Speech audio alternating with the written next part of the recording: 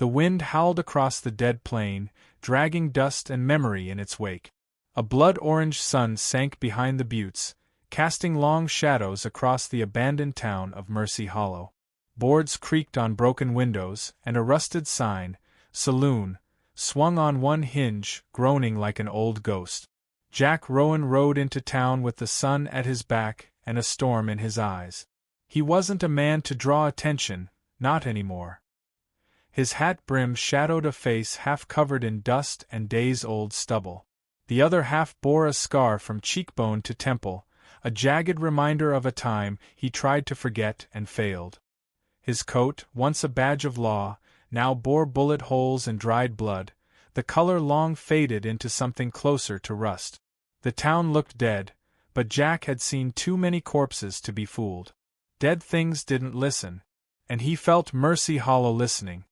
He dismounted slowly, boots hitting the cracked earth with a thud. The horse, a mottled gray named Widow, snorted as if to protest the silence. Jack patted her flank without looking. A gust of wind shoved a wanted poster into his leg. He picked it up, eyes tracing the faded ink. Wanted, Jack Rowan, dead or alive. $5,000 gold. The drawing barely resembled him anymore. Younger, cleaner, eyes untouched by ghost. He crumpled the paper and walked down the center of the street. Something in the air felt wrong, not the wrong of danger, but of memory. Familiar buildings stood like tombstones. The sheriff's office, the church, the general store with its shattered windows. It had been 7 years since he'd last seen this place, and yet his boots found the path without hesitation. He stopped outside the sheriff's office, door hanging open like a mouth mid-scream. The badge was still nailed above the frame, charred at the edges. A relic from the fire. His fire. Jack pushed the door open and stepped inside. The air was thick with heat and old smoke. Dust motes danced in the sunbeams slanting through the blinds. He paused. Then, movement. A shuffle. Breath. Small, sharp. Not his. He drew his revolver. The steel glinted, steady in his calloused grip. "Come out," he said, voice like gravel scraped over stone. Silence. Then a child's whimper. Jack lowered the gun but didn't holster it. He moved past the overturned desk, and there in the corner, under a torn burlap blanket, a boy crouched. Couldn't be more than 9 or 10. Eyes too wide for a face so thin. Dirt streaked his cheeks. A bruise bloomed dark purple across his temple. "I ain't gonna hurt you," Jack said. The boy didn't move. "What's your name?" No answer. Jack crouched, setting the gun on the floor beside him. "I'm Jack." The boy blinked. "Cal," voice like wind through dry leaves. "You alone?" Cal nodded, then hesitated. "They're comin' back. Tonight." Jack's eyes narrowed. "Who?" "The Hollow Men." The words hit like a hammer to the chest. Jack sat back slowly. He'd heard the name before. Whispers in border towns, stories passed like sickness. A gang. Maybe more. Faces always covered, eyes black as tar. Folks said they left towns in ash and silence.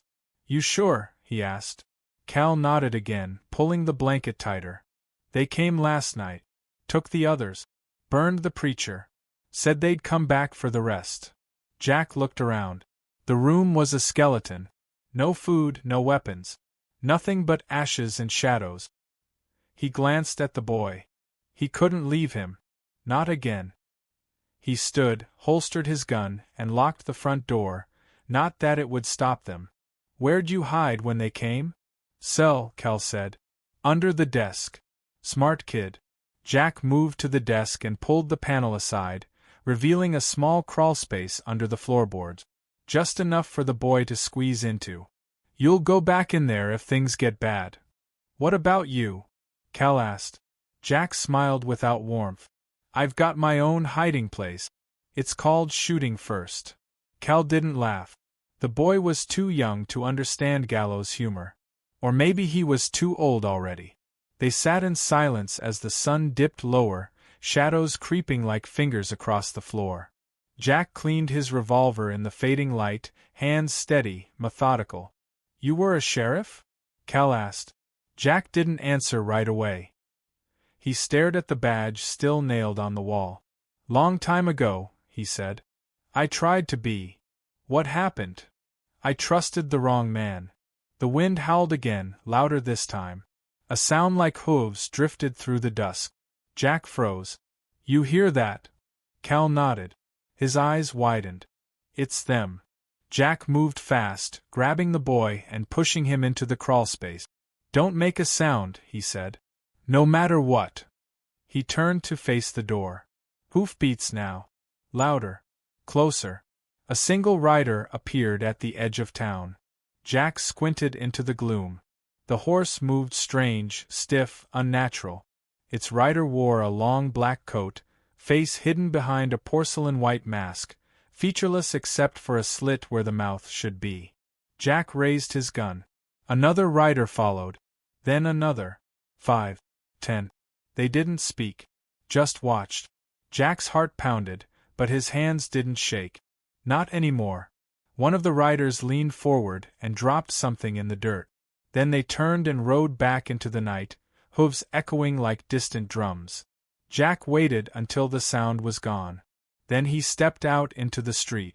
In the dirt was a mask, just like the one the rider had worn. But carved into the mouth slit in ragged letters was a name. Jack.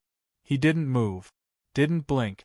The boy appeared behind him, eyes wide with fear. "What does it mean?" Cal whispered.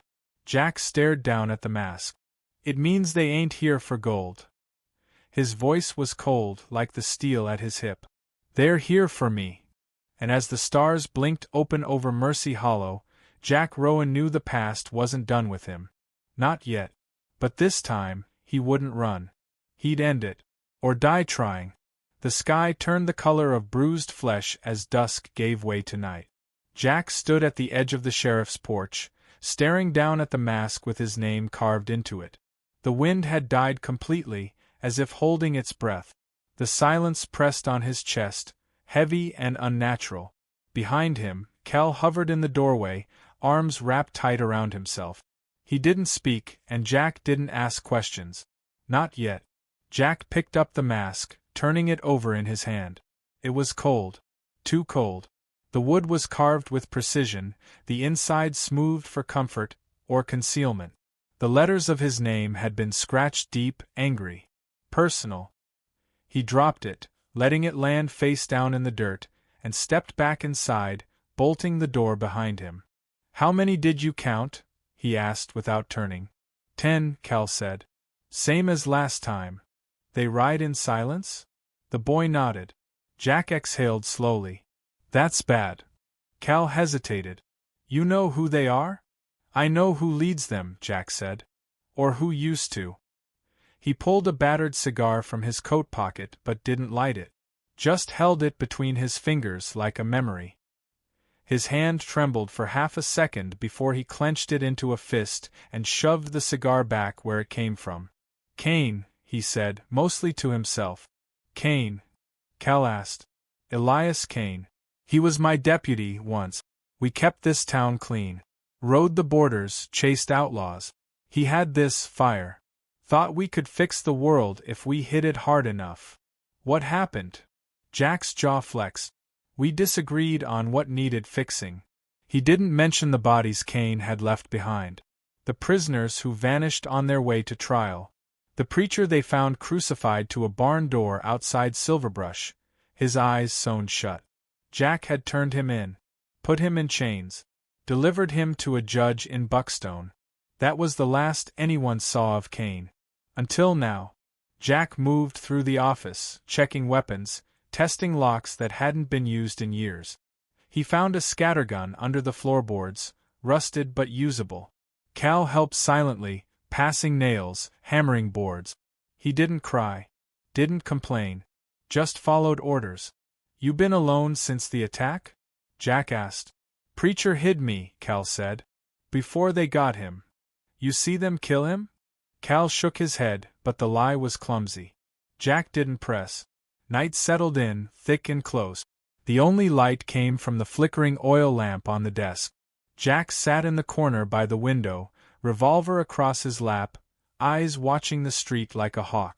The boy leaned against the wall, eyes barely open. You should sleep, Jack said. So should you, Cal replied, voice heavy with fatigue. Jack almost smiled. You snore, I shoot you, he muttered. Cal didn't laugh, but he did close his eyes. Midnight came without warning. No clock ticked. No dog barked. Just the sound of breathing and the wind finally returning, whispering through the cracks in the wall like secrets. Then the bell. One toll. Then another. Slow. Measured. Jack shot to his feet. The bell hadn't worked in years. The rope had burned in the fire. Yet it rang, once, twice, 10 times. He looked out the window. The hollow men had returned. They stood in a semicircle at the edge of the street, all wearing the same pale mask. Each held a torch, its flame flickering red against the dark. Behind them, the church bell swayed in the tower, pulled by no visible hand. Cal stepped beside Jack, mouth open, eyes wide with dread. Back, Jack said sharply. Get under the desk. But... now. The boy obeyed, vanishing into the crawlspace. Jack locked the hatch, set a chair over it, and turned to face the door. Then the hollow men moved. They didn't charge. Didn't scream. They walked. Deliberate. Synchronized.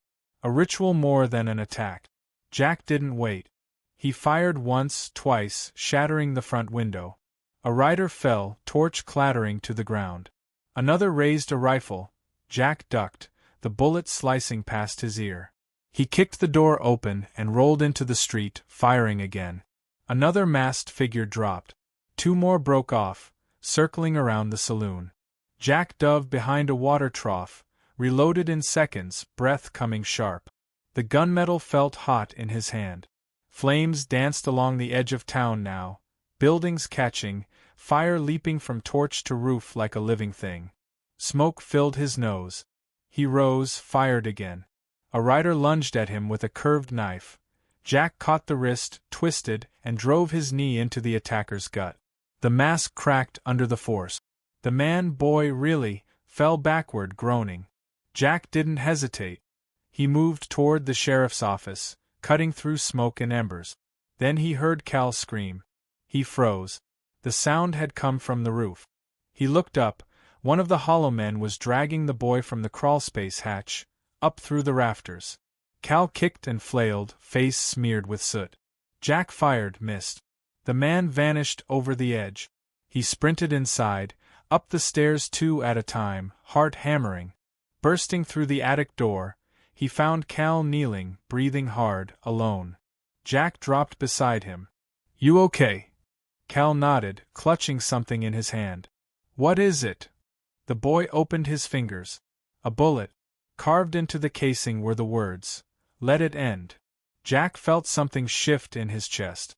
Something old. Heavy. He turned to the window. The hollow men were gone. All of them.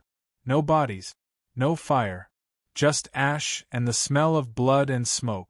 Why'd they leave? Cal asked. Jack didn't answer.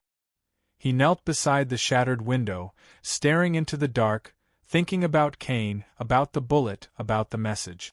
Let it end. No demand. No threat. Just inevitability. He opened the chamber of his revolver and slipped the bullet inside. They'll be back, Cal whispered. Jack nodded. And next time, he said, they won't be playing games. Cal looked up at him. Are you scared?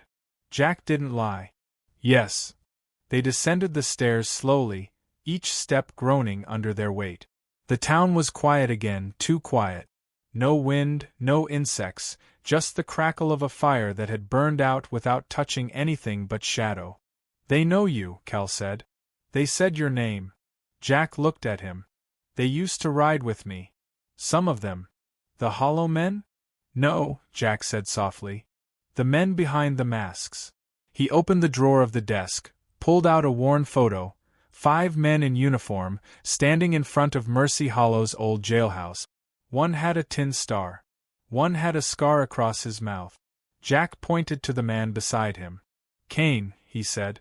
Cal studied the photo. He doesn't look like a monster. No, Jack said. He looked like a hero. That's how monsters get close. He tossed the photo into the cold fireplace. Cal didn't speak. Jack turned back to the window. The sky had begun to lighten. Dawn was creeping over the edge of the world. They'll be back tomorrow night, he said. Or the night after. But they're not going to stop. Cal swallowed. Then what do we do? Jack stared out at the empty street, smoke curling into the morning. We bury the past, he said. And when they come back, we make damn sure they stay buried. The sun rose pale and brittle over Mercy Hollow, casting long spears of light across the town's broken bones. The smoke from the previous night's attack still hung in the air, thin and acrid, clinging to the skin like regret. Jack stood by the old well in the town square, sleeves rolled, hands deep in cold water, scrubbing blood from his knuckles. Cal sat nearby on the edge of the trough, swinging his legs, eyes locked on a battered rifle Jack had set aside. "You ever kill a man up close?" the boy asked, voice steady. Jack didn't answer at first. He rinsed his hands, water running pink. "Yes," he said finally. "Too many." Cal didn't flinch. "You think I'll have to?" Jack met his eyes. "I hope not. But hope ain't much of a shield." He dried his hands on his coat and checked the rifle.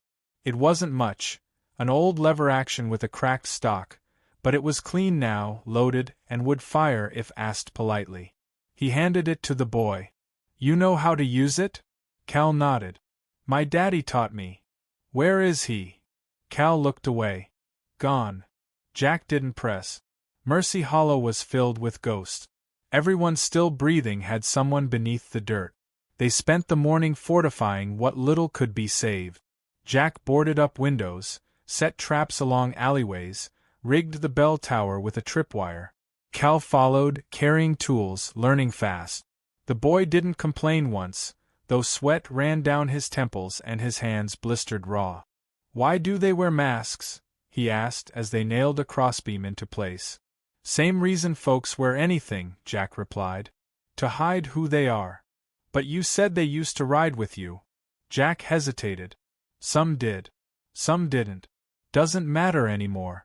The masks make 'em feel like something bigger. Unstoppable. Like death in boots." Cal nodded slowly. "Are they?" Jack paused, looking toward the distant hills. "We'll find out." By midday, they'd reinforced the sheriff's office, the saloon, and part of the old stable. The church was too far gone, blackened wood, collapsed roof, pews reduced to ash. Still, Jack walked there, drawn by something he couldn't name. He stood inside the ruined sanctuary, eyes on the soot-streaked altar. "Preacher used to say judgment comes whether you're ready or not," he murmured. He knelt, brushing ash from a warped Bible. Pages fluttered, stopping on a verse half-burned. "He who sows the wind shall reap the whirlwind." Jack didn't believe in omens. But he believed in consequences. Back at the office, Cal had drawn crude maps of the town's layout, marking trap points and sightlines with charcoal. Jack studied it, impressed despite himself. "You've got a sharp eye," he said. "My daddy used to hunt mountain cats," Cal said. "Said if you can track a cat, you can track anything." Jack nodded. "He teach you how to shoot too?" "Yeah." He said the only difference between a hunter and a killer was what you aimed at. Jack froze a moment, then smiled faintly. He was right. As the sun dipped low again, the sky turning copper and crimson, Jack sat cleaning his revolver by lamplight. He held the carved bullet in his palm, thumb brushing the inscription. Let it end. He still didn't know if it was a threat or a plea. Cal walked in, face pinched. "There's someone coming." Jack was on his feet in a blink, revolver drawn. "Where?" "Down the south ridge. One rider. Fast." Jack moved to the window, glass cracked and smudged. A figure on horseback kicked up dust as they rode hard into town. The rider wore no mask. "Stay inside," Jack ordered. He stepped into the street, gun low but ready. The rider slowed near the well, sliding off their horse with a grunt. It was a woman, late 30s, worn leathers, 2 pistols at her sides. She pulled down her scarf, revealing a sun-beaten face and a tired smile. "Still alive, Rowan," she said. Jack blinked. "Clara. Didn't think you'd remember," she said, walking past him toward the office like she owned the dirt she stepped on. "I remember everything," Jack muttered, holstering his gun. Clara Hale. Once the best tracker west of the Divide. She used to run with him and came back before the law turned gray. Inside, she tossed her canteen to Cal. "You the kid?" Cal caught it, startled. "Yeah. She's on our side," Jack said, watching her warily. "Last I heard," Clara said, "your side's gotten real quiet. Found a half-burned town 2 days south. Looked like Mercy Hollow if someone smashed it with a hammer. Found this." She reached into her coat and pulled out another mask. Identical to the others. But this one had her name carved in it. Jack stiffened. "You ever ride with Kane after I left?" "Hell no," Clara said. "He gave me a choice. Kneel or disappear. I disappeared. And now I'm tired of running." She tossed the mask into the fireplace. The flames caught fast, devouring it with a hiss. "We ready for tonight?" she asked. Jack looked at Cal. The boy stood straighter now, rifle slung across his back like it belonged there. "We will be." That night came quicker than the last. Like it knew what waited.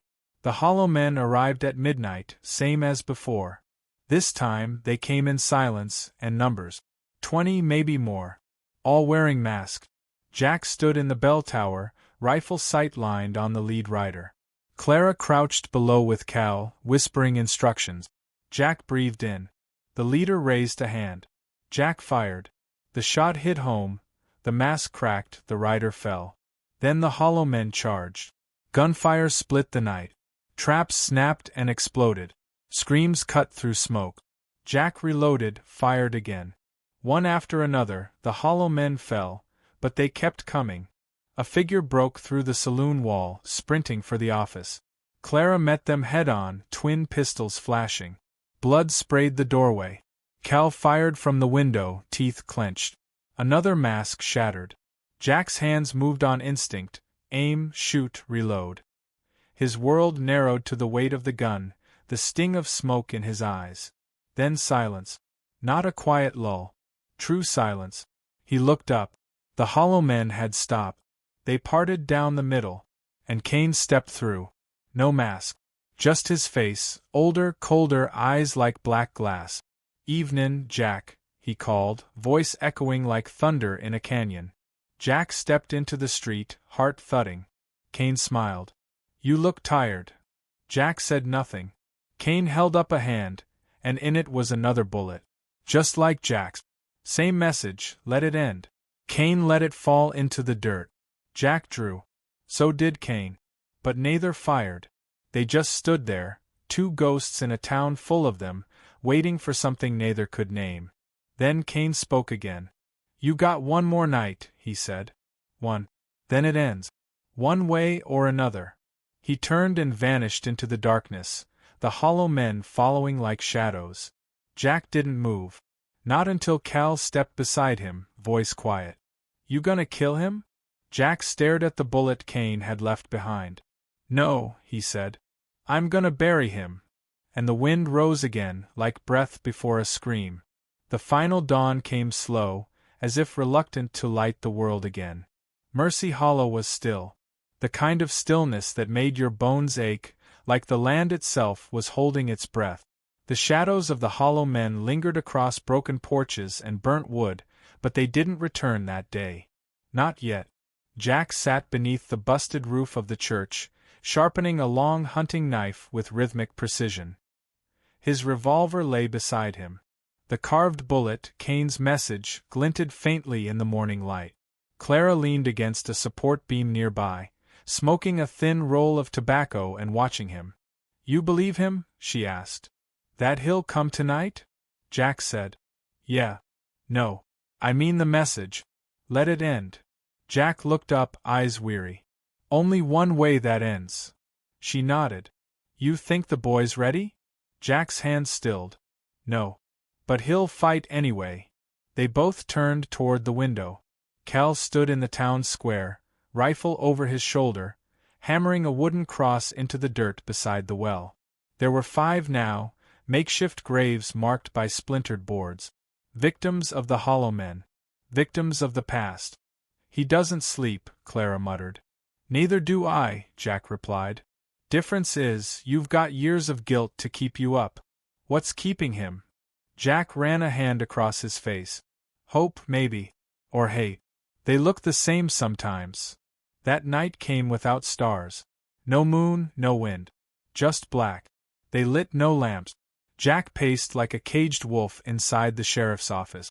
Clara loaded her pistols silently. Cal sat by the door, face unreadable, fingers tight around the rifle's grip. At midnight, the bell rang once. Then twice. Then silence. They waited. And then they came. 30 this time. Maybe more. Masks shining like bone in the dark. No torches. Just the sound of boots and breathing.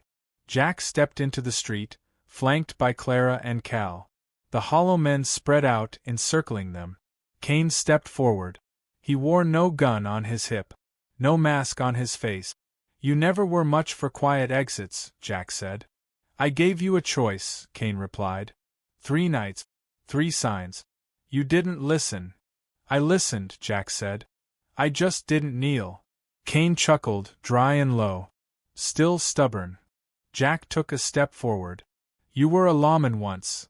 I was the law, Kane growled. And then you betrayed it. You burned it, Jack snapped. You forgot what the badge stood for. I remembered what it cost. Kane's eyes glittered. We cleaned up towns no one would touch. We made things right.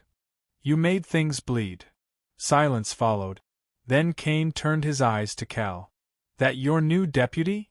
The boy didn't flinch. I ain't replacing anyone, he said. But I won't run either. Kane gave a slow, mocking nod. Brave. Stupid. Like Jack. Jack raised his revolver. You came here to end it. So let's end it. Kane smiled. Duel then? No, Jack shook his head. Not this time. He pulled the carved bullet from his pocket. This time, we do it the right way. Kane frowned. What do you mean? Jack dropped the bullet into the dirt. No mask. No games. Just truth. Then he turned his revolver over, offering it but first to Clara. If I lose, she ends it. Kane blinked. You're serious? Jack nodded. We fight. No weapons. Just us. Kane removed his coat, stepping forward, muscles coiled under his shirt. You always liked to make things harder than they had to be. That's the job, Jack said. Then they moved. No ceremony. No warning. Just fists, bone against bone. The fight was savage, years of buried rage unleashed with each punch. Kane slammed Jack into the well, fists hammering ribs and jaw. Jack struck back, eyes locked, blood on his teeth. They crashed through the dust like 2 titans, too old to run, too proud to quit. Around them, the Hollow Men watched in eerie silence. Not intervening. Not blinking. Clara stood with her guns ready, tension in every muscle. Cal flinched with each hit. Jack stumbled, blood pouring from his brow, mouth cut and swelling. Kane moved in for the final blow. But Jack caught his arm and headbutted him. Kane reeled. Jack grabbed his shirt and slammed him into the dirt. Kane gasped. Jack knelt over him, fist raised, then stopped. The Hollow Men stepped closer. Jack stood slowly. Take off your masks, he said. They froze. I said take them off. One by one, they obeyed. Men and women, old and young, stared back at him with hollow eyes. Some he knew. Most he didn't. What did he promise you? Jack shouted. Revenge? Justice? This isn't justice. This is rot. Kane groaned beneath him. I didn't come here to win, Jack said, turning to them. I came to bury the past. We all lost someone. But if we keep bleeding this ground, there won't be anything left. Silence. Then a mask hit the ground. Another. And another. Until only Kane was still. He lay in the dirt, eyes glassy, blood on his lips. Too late, he whispered. This place, it's cursed. Jack knelt beside him. No. It's just tired. Kane coughed, laughing bitterly. Then finish it. I already did. He stood, turned away. Kane didn't rise again. The hollow men dispersed like smoke. Clara holstered her guns. Cal lowered his rifle. Jack stood alone at the center of town, staring at the place where his old friend had fallen. Later, at dawn, they buried Kane without ceremony. Just a grave marker, uncarved. Jack said no words. What happens now? Cal asked. Jack looked around at the ruined town, the rising sun, the silent street. Now, he said, we rebuild. We remember. He started walking. Clara followed. Cal stayed a moment, staring down at the grave, then turned and caught up. Jack glanced back once, then forward again. The wind picked up, warm and clean. And for the first time in years, Mercy Hollow breathed.